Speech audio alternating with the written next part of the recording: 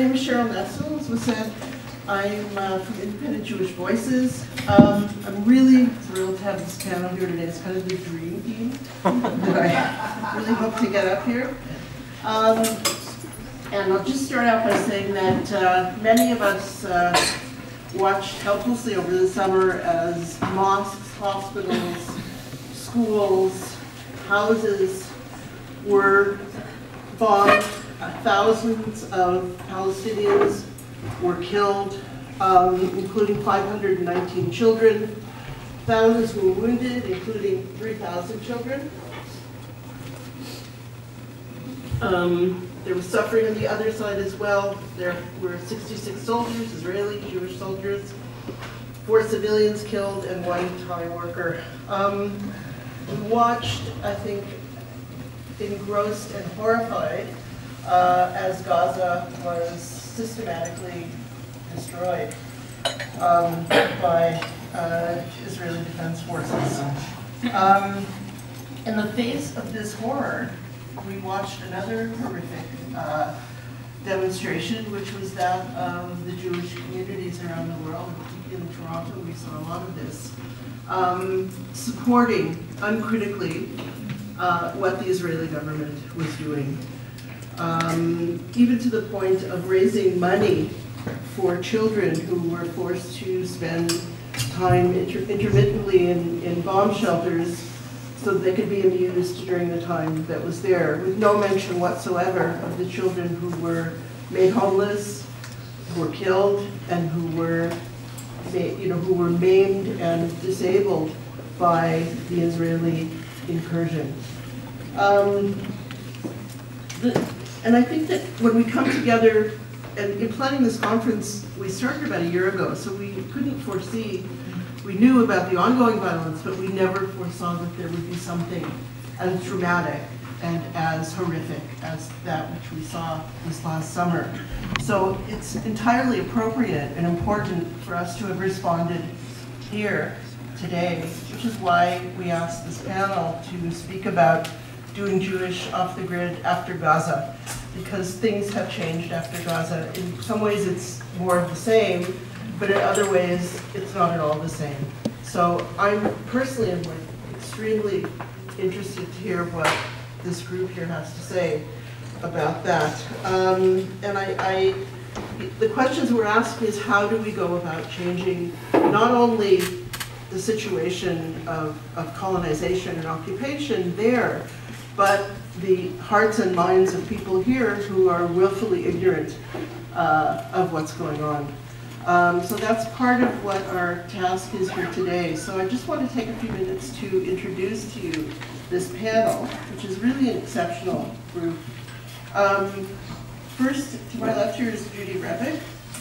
And most of you know Judy Rebick. She's a well-known feminist and social justice activist, writer, educator, speaker, founding publisher of rabble.ca. She's on the Q Media panel on CBC Radio. You've probably seen her, heard her. She's written numerous books, including Occupy This, Transforming Power from the Personal to the Political, 10,000 Roses, The Making of Feminist Revolution, and Imagine Democracy. And she's perhaps best known in her role quite a while ago already, as the president. It is a while, isn't it? But we all remember. Those of us who are over 30 remember. She's perhaps best known as the former president of the National Action Committee on the Status of Women, which was Canada's largest women's group. Next to Judy, we have Dan Freeman-Maloy, also famous and infamous in his own right. For many years, Dan was an organizer with the Palestine Solidarity Committee at York University. He's researched and written about various issues concerning the organized Canadian Jewish community. I just want to say he's one of the only scholars, if not the only scholar, doing this kind of work, critical work on the Canadian Jewish community, which has been so helpful to so many of us trying to think critically about this. So I'm so happy to have Dan here. He's written about the Canadian Jewish community, including Israel advocacy in Canada and Canadian participation in the ethnic cleansing of Palestine in 1948. He was in Toronto until 2010, and at which time he went to Britain to pursue a PhD at the University of Exeter Centre for Palestine Studies, and he's currently working on his PhD from Montreal, so we're really glad to have him back in 3 minutes. Okay, Reena Katz. I realize everybody on here is like famous, infamous, that all of us admire. Reena Katz is an artist, multimedia designer, and educator working with Radio Dress Productions. In May 2009, the Kaufman Center of the Arts was scheduled to mount her exhibition, Each Hand as They Are Called, which was designed to probe the social history of Kensington Market. It was announced that the Kaufman Center announced that it was disassociating itself from Reena as a result of her support for Israel Apartheid Week, and a petition that she signed condemning Zionism to the dustbin of history. So, you know, I think that also people on this panel have been affected by the sort of backlash that has occurred or blown back into the faces of left Jewish activists in Toronto and in Canada. And last but certainly not least, Elizabeth Bolton, Rabbi Elizabeth Bolton, who has returned also to Canada, returned in 2013 to serve as the first congregational rabbi at Or HaNeshama, Ottawa's Reconstructionist community. She is a sought-after speaker, performer, and master teacher at local, national, and international Jewish programs on topics such as interfaith dialogue, GLBTQ faith issues, and transforming synagogue liturgy. As a lesbian rabbi, Rabbi Liz has been at the forefront of efforts towards greater GLBTQ inclusion. So without further ado, I will introduce Judy Rebick.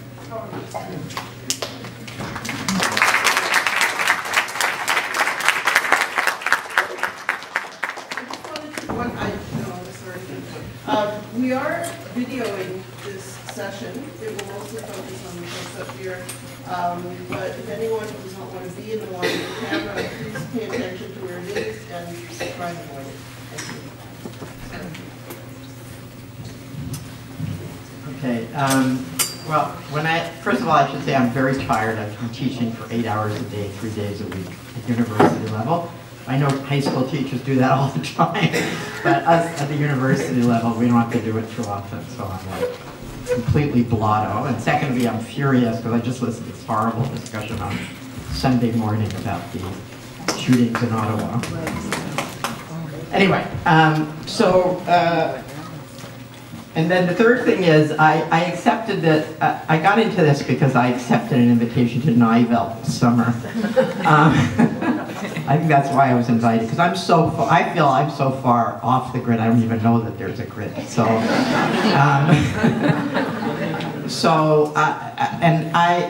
when I was at NIVEL, somebody asked me, I think it was Henry Lowy asked me why I hadn't been to NIVEL before. And I said, I usually avoid gatherings of Jews. And that's true. So I had to think about why, and he said, why is that? I think he said, this is a place for people who don't like to be with the Jewish community. But anyway, so I thought, okay, well maybe I should look at this. I mean, my answer was a simple answer, which is that I grew up Jewish, I was raised Jewish, I was religious till I was 16. I spoke Yiddish, I knew Hebrew, I mean everything, you know, like it wasn't like I grew up secular or with communist parents or something like that. But I'm also a product of the 60s, and we rejected our past. That was part of the 60s, you rejected your past. And I rejected my past completely, and that included the Jewish part of my past, although I was at McGill at the Daily, and everybody at the Daily practically was Jewish, so there was a thing of Jewish radicals in the 60s, right? I went to Israel in 1969. I went as part of, I was like on the, what Wikipedia now calls the hippie trail, though we didn't call ourselves hippie. But I was traveling, and I went to Israel because people said you can get a job there. You could get work, paid work, which you couldn't get anywhere else. And I was, and I became, now we use, I'm going to use the word radicalized in Israel. They're ruining that word now. It's making me crazy calling these guys who shot,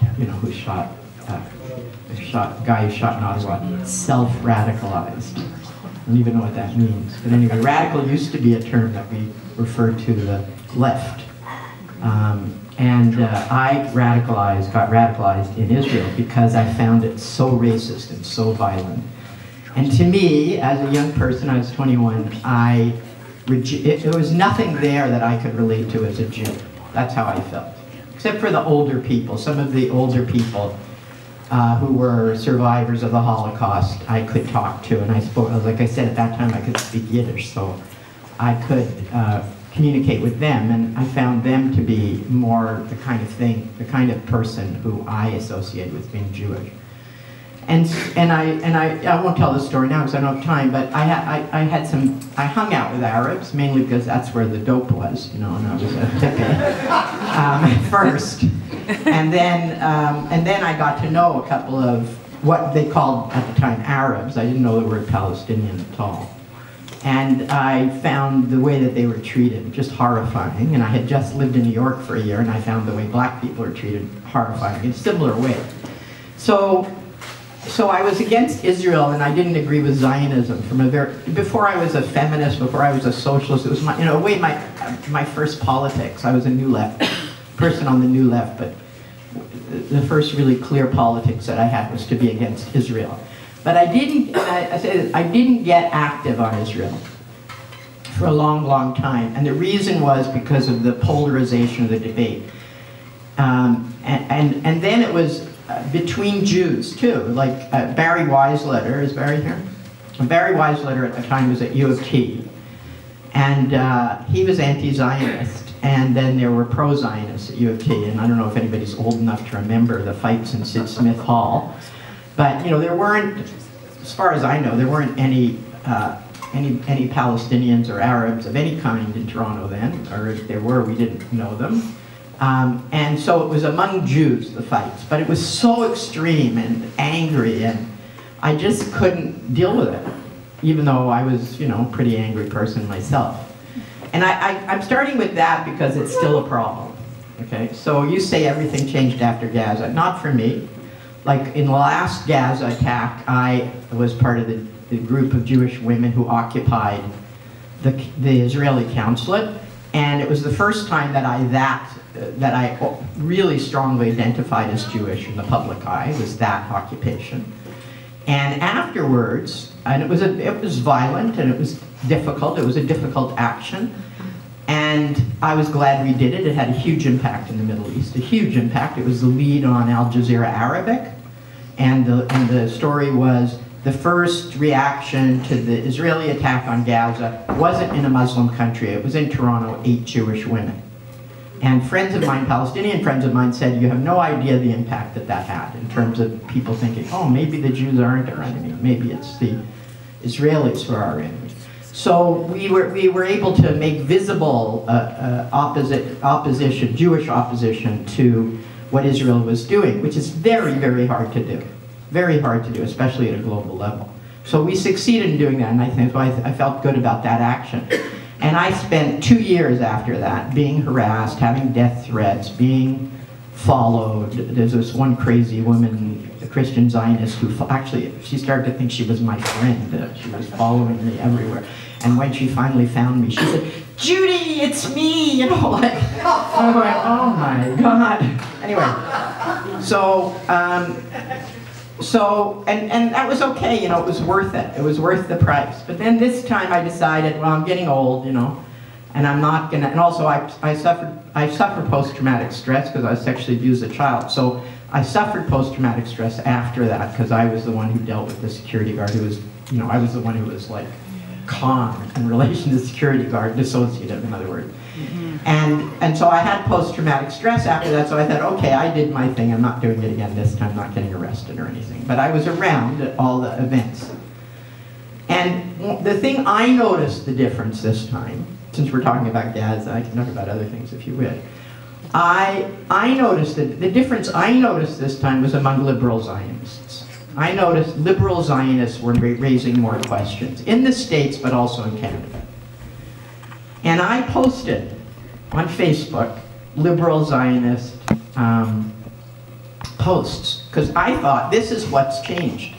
And I consider my strongest suit as an activist is my sense of strategy. I'm very good at figuring out where the openings are, where the cracks are, where you can move.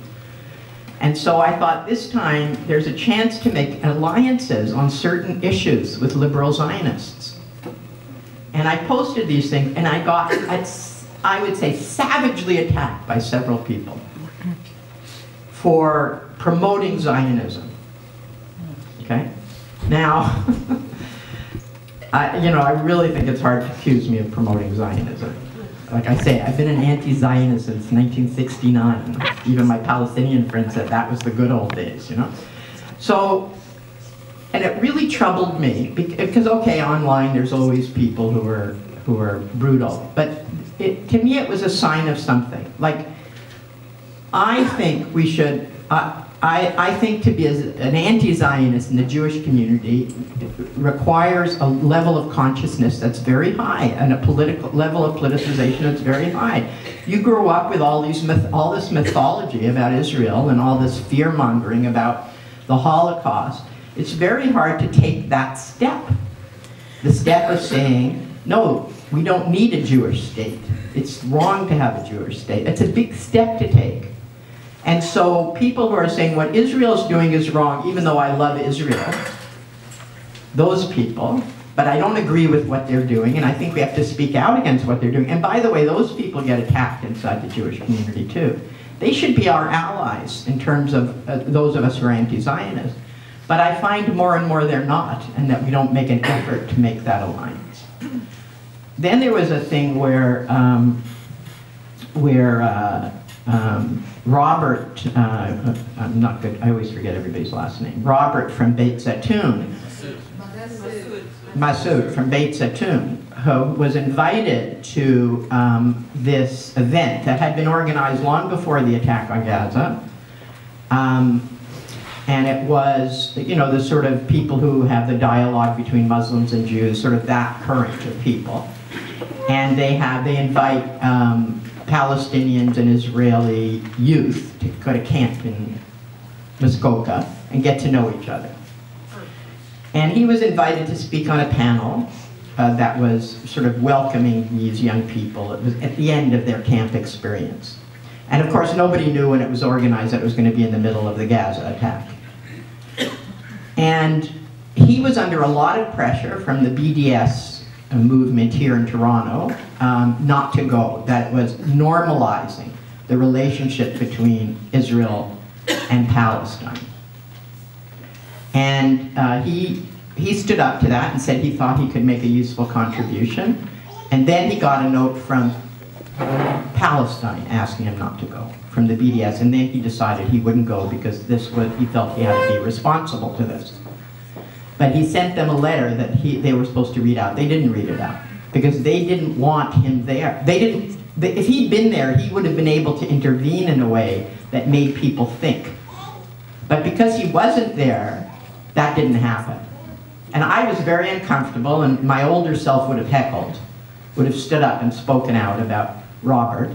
But, I'm getting old, and I don't need all that aggro, So I didn't do it. 2 minutes or 1 minute? Didn't you just give me 1 minute? You give me another minute? Okay, sorry.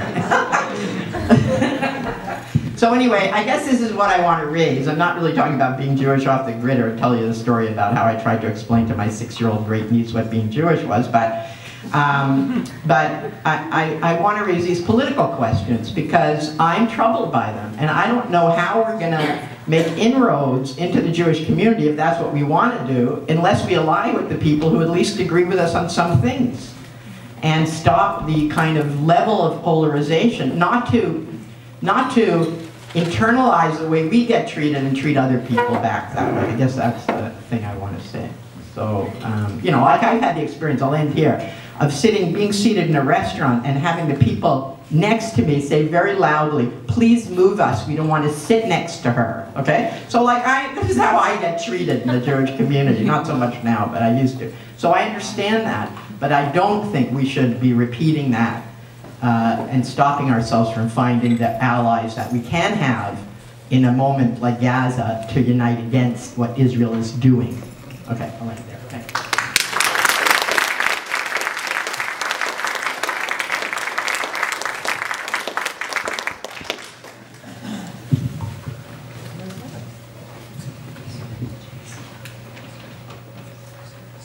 So, I think we're going to be shifting gears a lot, and maybe we'll just sort of allow that to wash out in sort of the discussion period.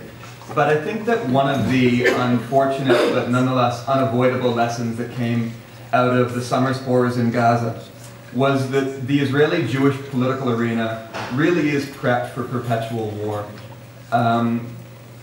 Dissidents and anti-war forces within Jewish Israeli politics right now are a marginal and beleaguered minority on whom strategic plans moving forward can't really rely. And I think one thing that that means is that one of the remaining points for sort of political leverage in the form of nonviolent action against the Israeli state really is political action in the West. And the responsibility for escalated activity in the West does, I think, follow.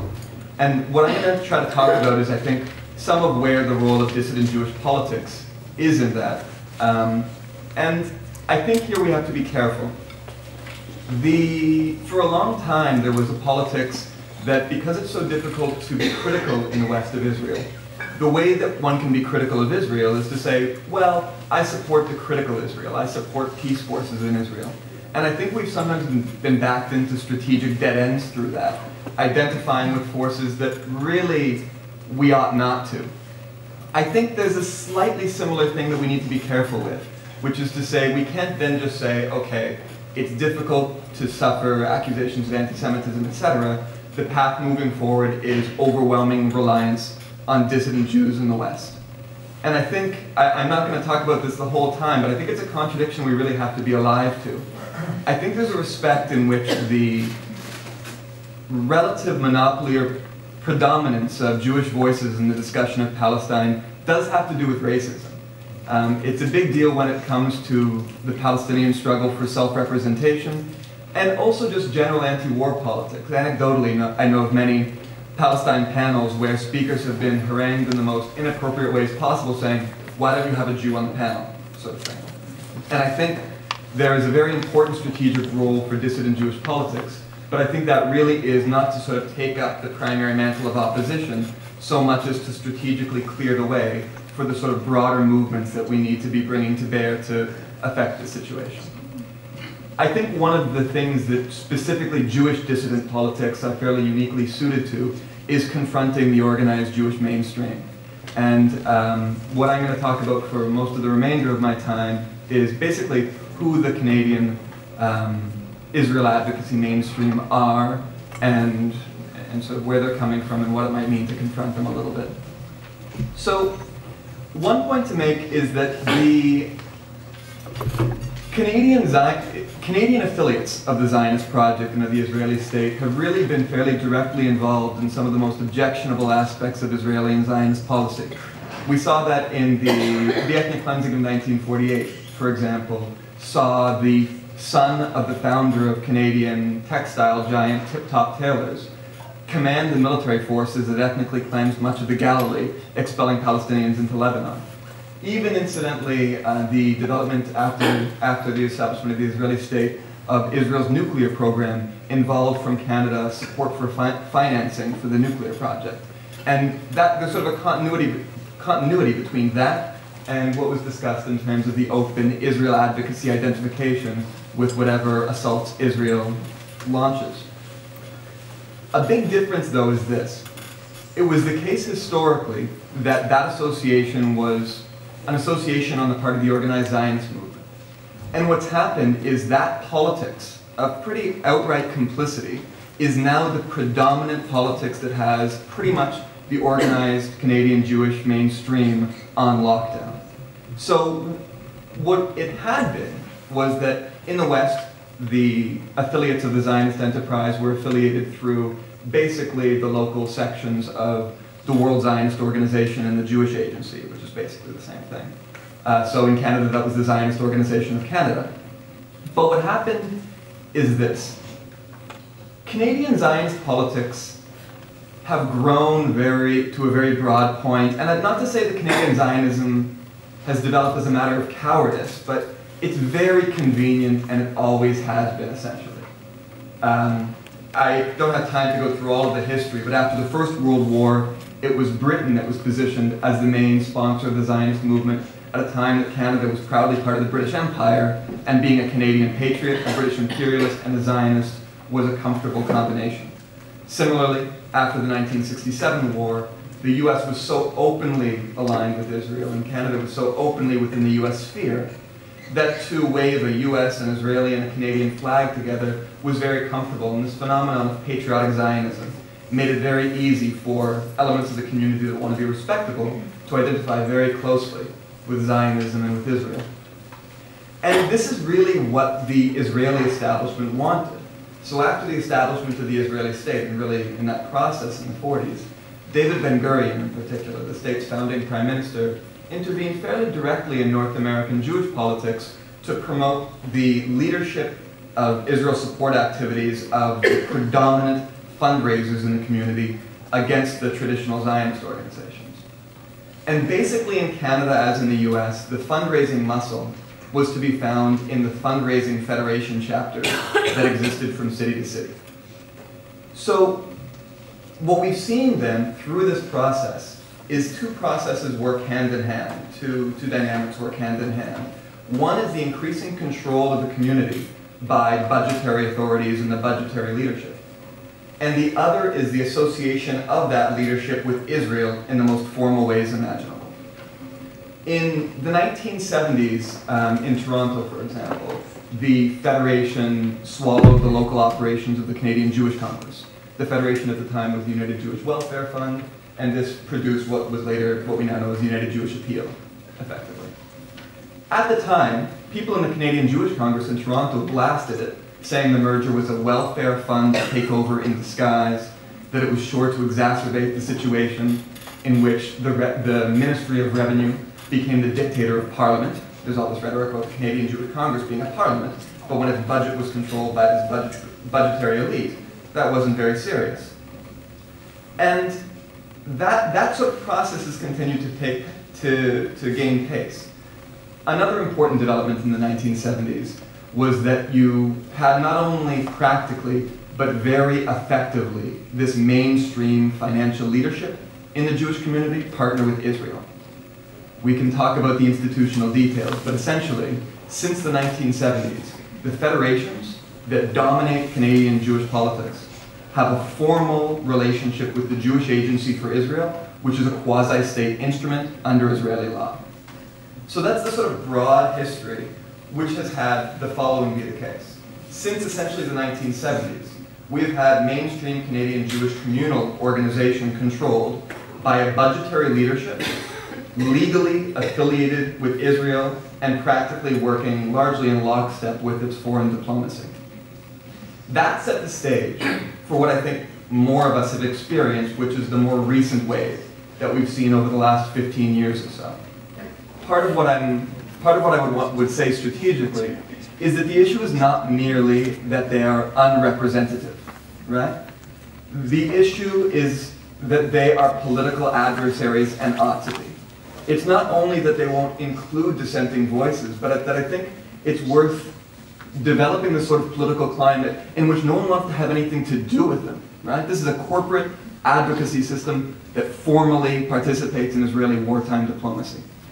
So I'll wrap up more or less with that, but in the West in general, but in Canada in particular, it's really urgent that we build a broad anti-war opposition. If we have a serious anti-war opposition that emerges to deal with the place of Canada in the world, Palestine is going to be at the forefront of it, just as Palestine policy has marked the participation of the Canadian government in an aggressive push in the Middle East, right? In that context, our allies are going to be smeared by these organizations. And I think where specifically Jewish dissident politics has a real responsibility is in the sort of open confrontation with these organizations that can try to see to it that they operate in the public arena, not with prestige, but with stigma, and that the smears that they will direct at our allies won't carry much weight.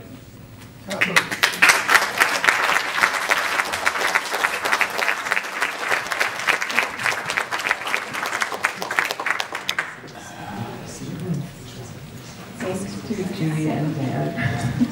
I'm kind of laughing because I was tasked with talking about the intersections of my queer and Jewish identity, so this is going to be a bit of a gear shift. But lots of food for thought early on Sunday. Thank you. I'm honored to be asked to be on this panel, to sit with three people that I have great respect for, and who I'm proud to count among my comrades, colleagues, and spiritual guides.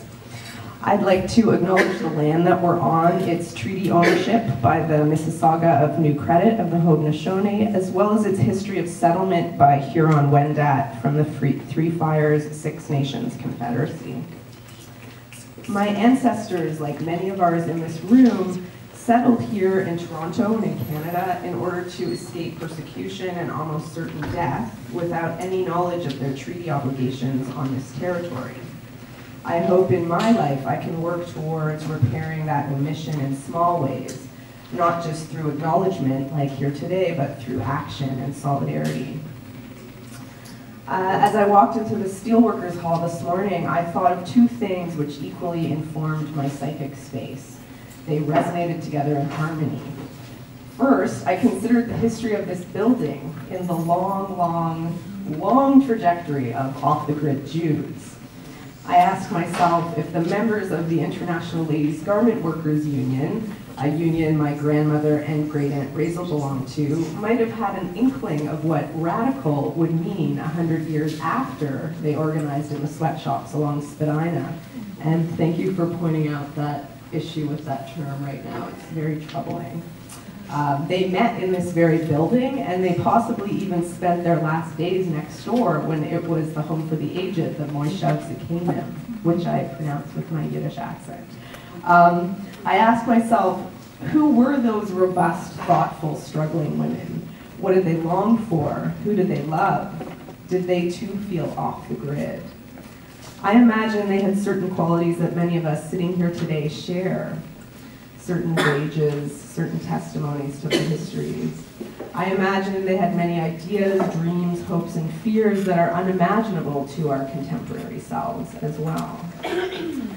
The second thing I noticed this morning were the many faces of folks attending this gathering, whom I consider to be comrades, allies, colleagues, collaborators, healers, guides, teachers, mentees, and family, both chosen and blood relatives whom I have known most of my life. I was getting total radical shtetl vibes. I wrote this obviously yesterday, but it was true. I realize this space is holding a truly beloved community today, warts and all. I celebrate this gathering and the extremely hard work of its organizers, and having been in touch with Julia mostly, but a few of the folks, Emily as well, over the past few weeks. It's been a huge amount of effort, so I do want to just make some space here to thank all the organizers.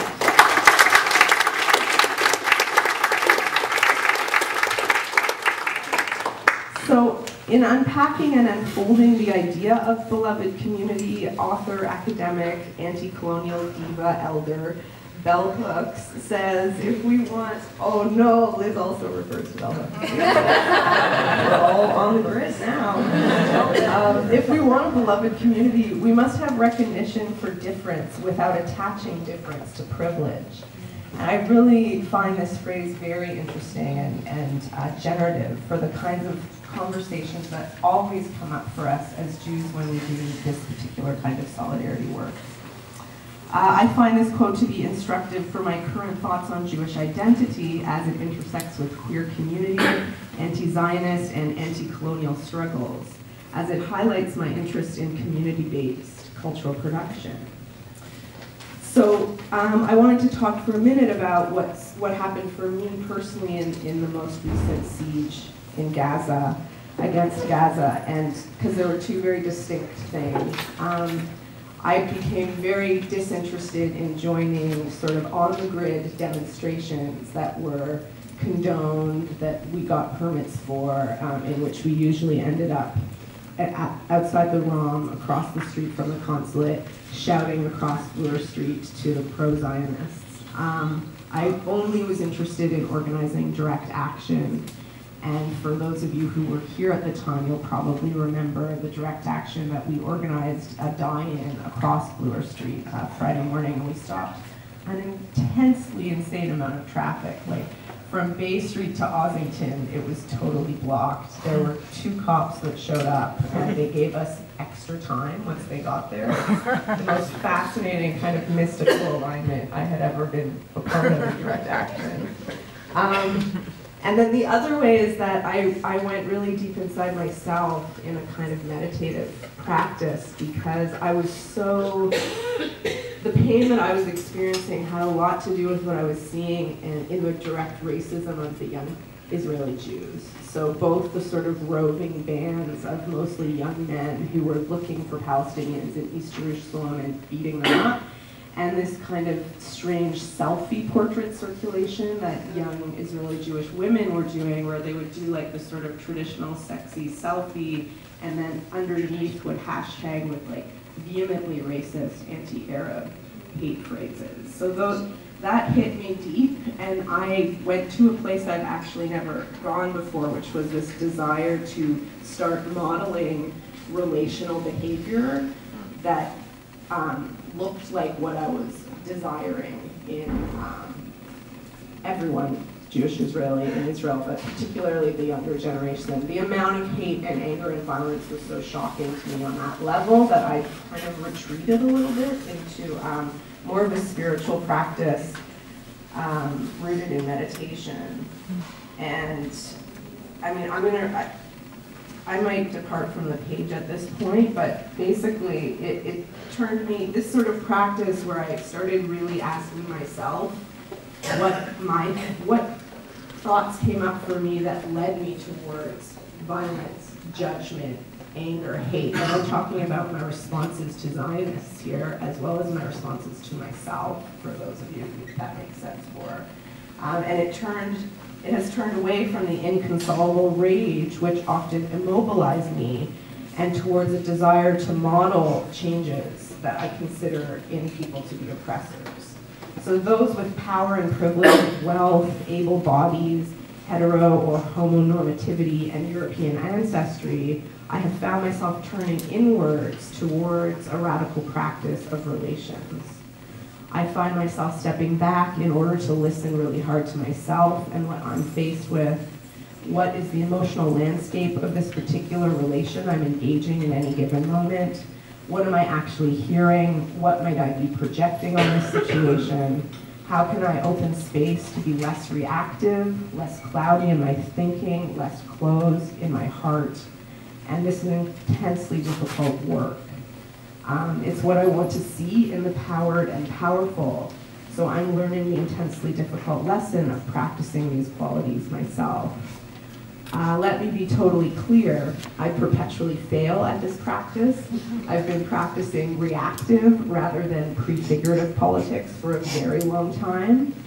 And for those of you unfamiliar with that term, prefigurative politics was originally coined by Marxist Karl Boggs in the late 70s, and it's an attempt to embody within the ongoing political practice of a movement those forms of relations, social relations, decision-making, culture, and human experience that are the ultimate goal of the movement. So experimenting and playing with how we want to be with each other is the actual act itself. It's a direct action. So naturally, embodying decolonized social relations is changing how I approach being off the grid. In fact, I think it's putting me on the grid.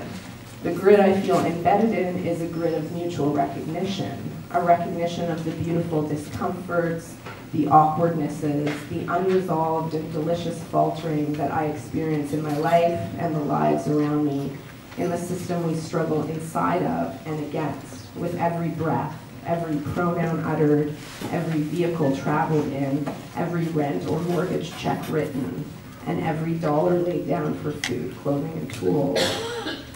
Ours is a mutual recognition of our feelings of isolation, of violence, of patriarchy, of classism, and racism, often coming from our Jewish communities of origin or the more mainstream Jewish communities we have come to know. Ours is a mutual recognition with a coded wink. And here's what where the artist part comes in. Do we not see ourselves as architects of a new imagination, one in which we travel along games we don't yet know how to name, through our collective body that moves us here in this space? Then I go a little off. Like, I went woo on this one, so how much time do I have? Because I could just skip this part and tell you in person. 2 minutes. Okay. I'm going to skip it, and I'm going to use my last Okay. Sorry. Being completely ridiculously informal. The other thing is, when I printed my speech this morning at my lover's house, I didn't realize I was printing my 3rd page on the wrong side of her double-sided paper. So I'm gonna have to use my computer for the last page, but anyway. So here we go, this is kind of nuts, but there's a mystical shape I work with in my art practice often. In Jewish tradition, it's called the Merkava. This shape is made up of 2 spinning pyramids, one pointing up and the other down. Its origins are traced to the book of Ezekiel, in which 2 spinning wheels descended from heaven, carrying a chariot on the shoulders of a 4-faced creature whose head contained the faces of an eagle, an ox, a lion, and a human. This spinning form offered Ezekiel a prophecy of war and invasion, harsh judgment against sexual practices of the people living in the territory at the time, and it resulted in mass murder and the eventual building of the Second Temple, which we're all very familiar with today. In its 2-dimensional form, the shape flattens and becomes the Star of David, the symbol we know on the Israeli flag. So what could it possibly have to do with liberation? Interestingly, the Merkava has been taken up in a myriad of ways by cultural workers, spiritual healers, composers, military technology designers, and pop mystics alike. Those who use it for meditation from the 12th century, when Jews and Muslims were designing static relations together, onward, they have put themselves in the center in order to physically feel a divine energy that fills their body and propels them forward, and the center of the form itself. But the fun doesn't stop there. The Merkava was used by funk legend George Clinton as the inspiration for his mothership, whose connection meant a liberated future for African American culture and politics. Also in this vein, Afrofuturists like Sun Ra saw the Merkava as the chariot from outer space that would descend on Babylon, the United States, to take Black communities home to their mother planet. Google this shape and you will find all its iterations. The Merkava is a portal to alternate dimensions, the conduit of possession for human mediators of alien intelligence, and more spacey fun. And yes, the specter of the Star of David returns when the Israeli military named 2 of their tanks after this form, originally designed and used to invade Lebanon in 1982, and used again this past summer during the siege on Gaza. So why do I care about the Merkava? I'm curious about this shape because it is a kind of grid for us all today. In it is contained both the grid and all the margins we can express. I'm wondering if we can collectively imagine it here in this room in a kind of queer, anti-colonial version of itself. What do its surfaces reflect? What do they absorb? So if the Merkava is a solid, fixed, known shape in 3-dimensional space, how does it look when we put ourselves onto that grid? That image will be different in all of our imaginations, and that image is how we all view Jewish off the grid.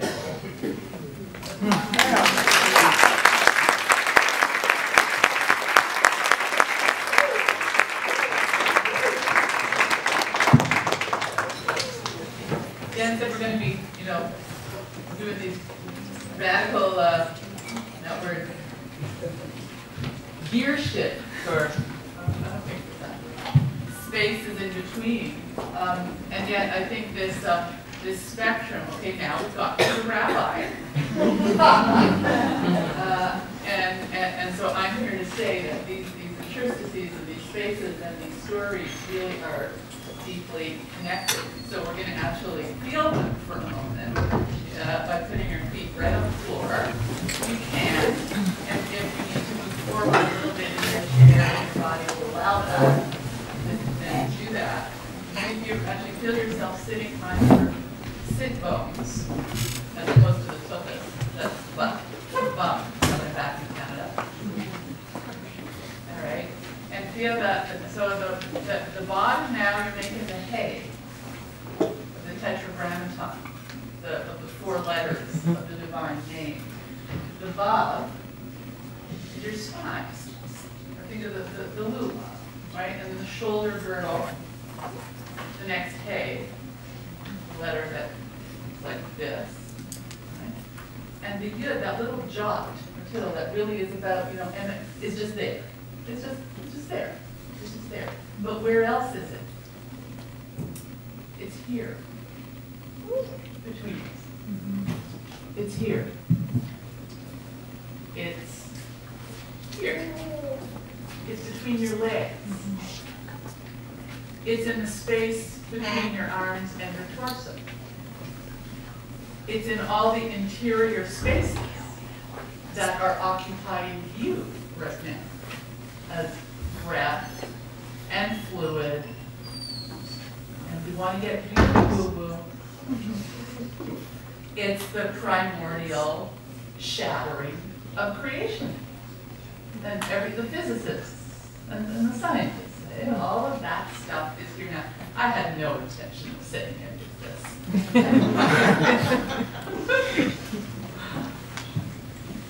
But here I am at this place where spirituality, politics, and identity, and doing Jewish after Gaza are, you know, completely in every fiber of my being, and how I am parenting and eating and sleeping and rabbiing and crying and gnashing my teeth and trying to think, you know, how does this all, you know, fit together in all of us embodied beings? Well, in Jewish, where we are in time is between Shabbat of Parshat Noach, story of the flood, and the Shabbat of Parshat Lech Lecha, the first 2 segments of Torah. We started at the beginning, after the last cycle of Jewish holidays. Chapters 1 to 11 of Genesis are the universal story. Ain't no Jews there. So here we are in this space. We're in this space between the universal and the particular. And trying to grapple with, as we've heard in all of these axes, you know, how to be living in that intricacy, in the space of our individual stories, our family stories, whom we're relating to now, personally, professionally, politically, how we get, you know, whacked upside the head when we try to speak these truths, and when we try to relate to people, whether they're liberal Zionists or our cousins who say, you talked about going to visit the Abu Khader family, why didn't you go visit make Shiva calls to the 3 boys? So, back up. I landed on July 4th, 2014, in Lod Ben Gurion Airport. So that was the week of the Shiva was already underway. The bodies had been discovered. It was the day after the murder, the burning of Muhammad Abu Khader. And it was also the day after I learned that Rabbi Zalman Schachter Shalomi had died the day before. A teacher of my teacher and friend, and a teacher of many of my teachers. So I was waiting in some, you know, pretty strange and deep waters for the entire month. It wasn't supposed to be a month. I was inconvenienced for 9 days by having to spend 10 extra days. It was also the first time that I'd been there that I could consciously and conscientiously go to the occupied Palestinian territories, as I was either with Palestinians or invited to land where I felt I could tread. At the same time, I also drove on apartheid roads in cars with Israeli pads.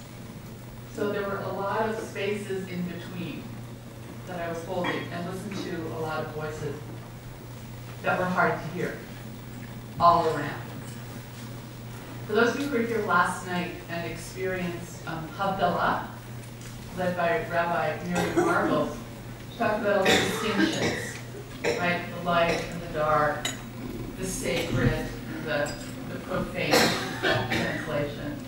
And that for her and for me as well, using Havdalah is not about sustaining the paradigm of opposites and holding them rigid, but looking at the fluidity and the spaces in between. What's the space in between our claiming Jewish identity, working on the politics we're working on, and allowing spiritual awareness of wholeness and the potential for unity to really be manifest in our work? What's the potential for unity? Fuck. I don't know. It's really hard to see, isn't it? But that's not new. That's not new for me. It got really, really hard to operate in that way. And that was, for some of us, really, the bridge too far. And I joined the Jewish Voice for Peace Rabbinical Council. I guess we can call it here the American equivalent of IJV. And just as I had lost work in the Jewish world as a rabbinical student and the cantor of a rabbi, back then, I lost work this time too. Why? Because I refused to say. I have to, if I'm here, if I'm a rabbi and somebody who was called a teacher in Israel on the diploma, you can't go there. You're queer. You're a woman. Rabbis can't go there. Then no. I'm on the grid wherever I stand. Just as with the Alpha metaphor, I decided when I went to rabbinical school that where I stood was the center. So, how do we see ourselves in the verbose and? By saying that the story we tell in Torah, where in the portion after Avram gets the call to be present to the Yud, Pei, Vav, Pei, the essence of being, and the breath that's in all. What happens a couple chapters later? He listens to Sarah. They expel Hagar and Ishmael. We can name check a lot of names of folks from other tribes in our story. Okay? So that story is our story as well. When I went to the morning tent, and it was organized by religious Israelis, saying that there is a way to respond to the price tag attacks, of the type of attack, with an organization that says, we're bringing more light. 400 mostly Israelis, many religious Israelis, made a visit to the morning tent in Shuafat in East Jerusalem.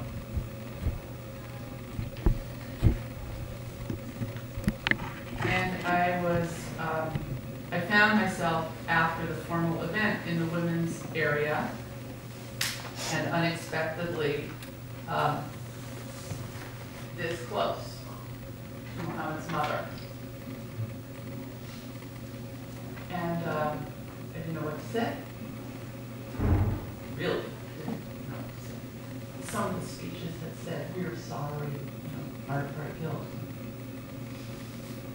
What came out was, I am a mother too. Or I am a mother to my husband, mother. Something like that.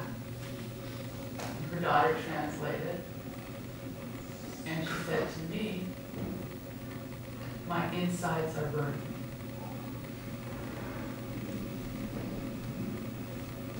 And months later, reflecting as I'm approaching the High Holy Days, and knowing that we're going to be reading this story as part of our sacred text, recognize that I had met Hagar.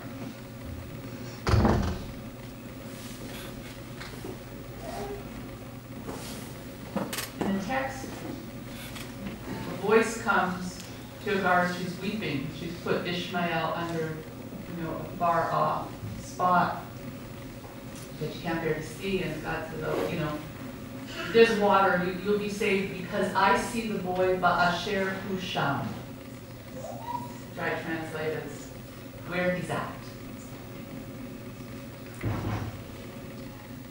So if we can see ourselves where we're at in a story, in a big cosmic unfolding, Tikkun Olam isn't about good deeds.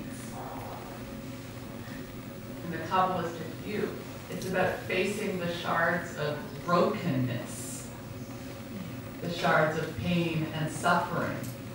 So when you pick up a broken shard, it can hurt. So when we can recognize pain and suffering without getting blotto, mobilized, angry at ourselves, if we can sit with the pain